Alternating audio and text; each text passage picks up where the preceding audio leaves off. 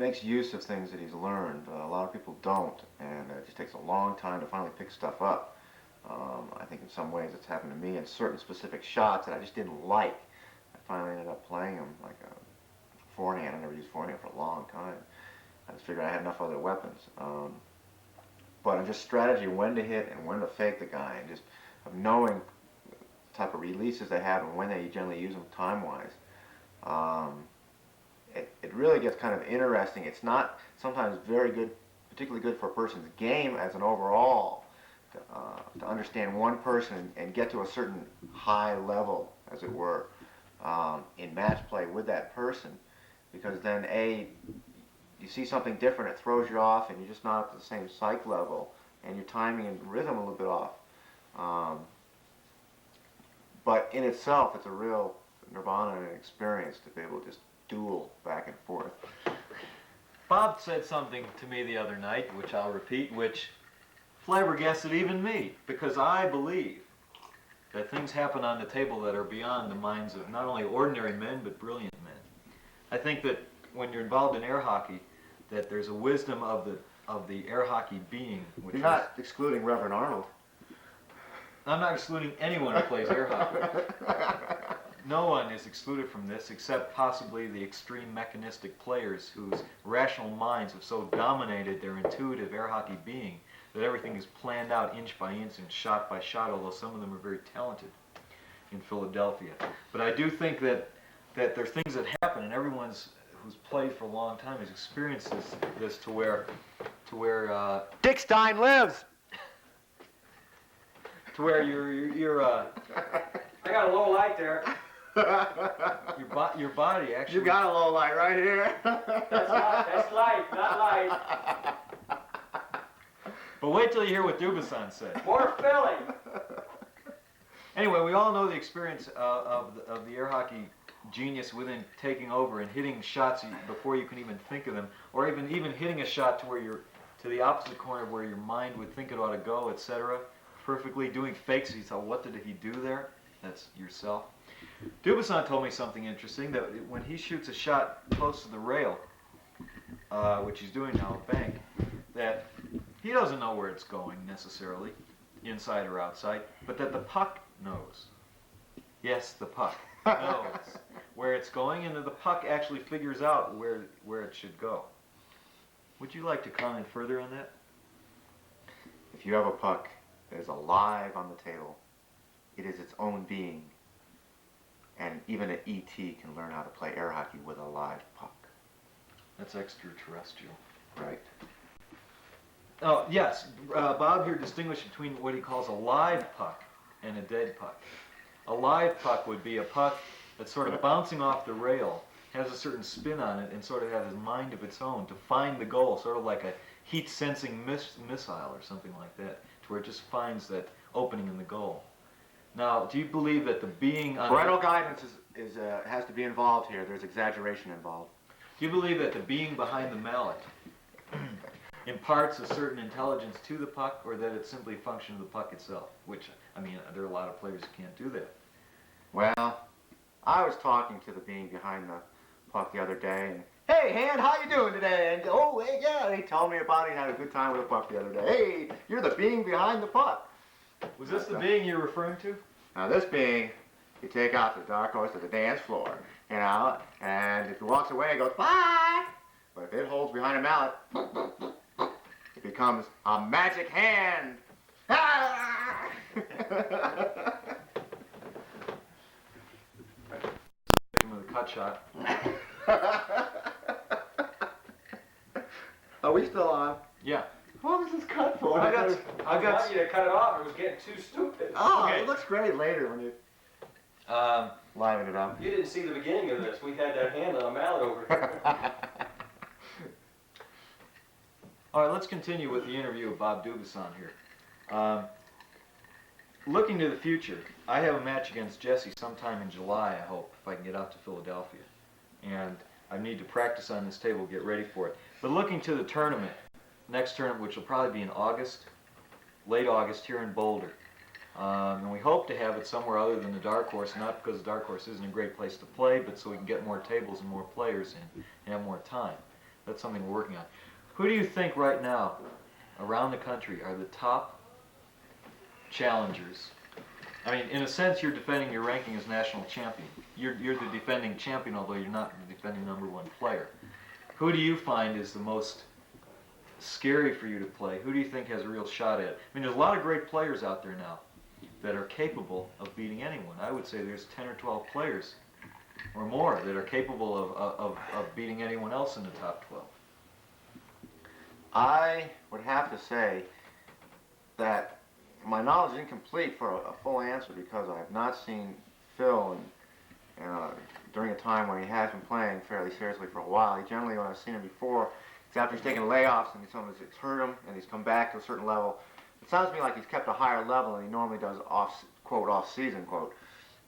To me, Jesse is still the toughest player I ever play, overall. And that's really hard because my compatriot here is right next door. Really, really tough to play. I get a little more surprise from Jesse and depth of surprises than from Robbins, but just pure battle of the wits. Robbins and Bruce are just unbelievable. I would have to put Jesse in sort of like a little mini category. I think with myself, but the guy right below that, there's a group of, and it's hard to say because I haven't seen it. I would have to put Robbins, Phil, and Berger right now as like right next to us, clawing at us. And so to me, that's a 5 right there. I haven't, you look at the next 5 and say, well, God, they're just that close. You got your Marshall, you got Rolf. Rolf's hard because I beat him fairly well, but I just don't think Rolf can play up that level again. I think that there is a break group of that 5. I think are So just slightly ahead of the rest of the second 5. The second 5 is a lot closer than it used to be. You think It's obviously he doesn't take much in my threat to that. Yeah, that's stirring Stucky up a bit. You think now that, of course, you put you and Jesse up in this. I don't know about Phil. But you think that right below that is me, Phil, and Berger, and then you think that the other players are just a tiny little bit. That's interesting. Yeah, the increments of levels are really tight now. Now there's level of play and there's just, and how they did in one tournament, but I'm trying to base it together. These people have done well in 2 or 3 tournaments. That's the only thing I can base it well on. You got Barry and you got Campbell.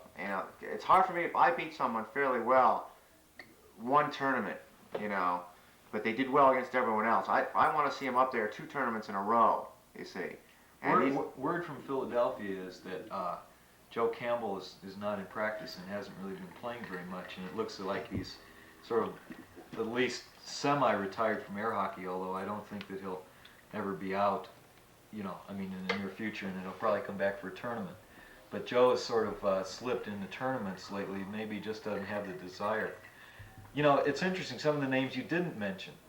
Guys like Hernandez. I mean, look, like a year and a half ago, Hernandez took second in that tournament, and he was remember he beat me, he beat you, and he was just so tough to play, and the only one that could really figure him out and beat him solidly was Jesse.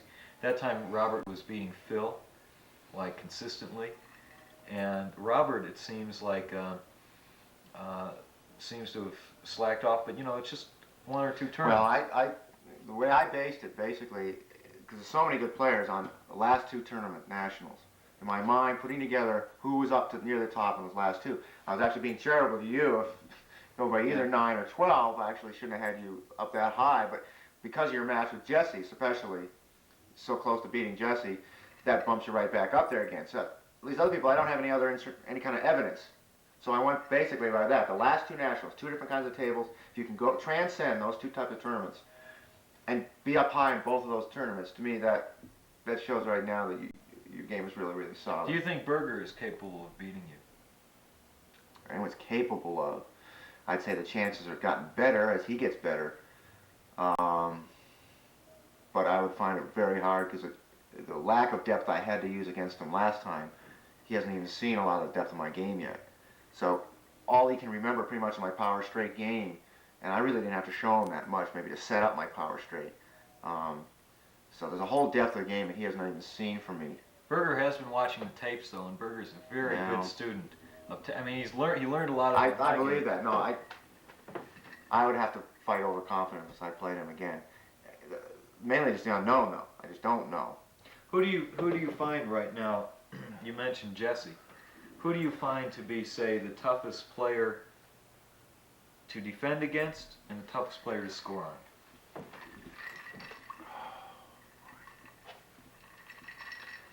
That's really hard to say. If you're saying a tournament, you're saying a match, match type play as opposed to tournament type play.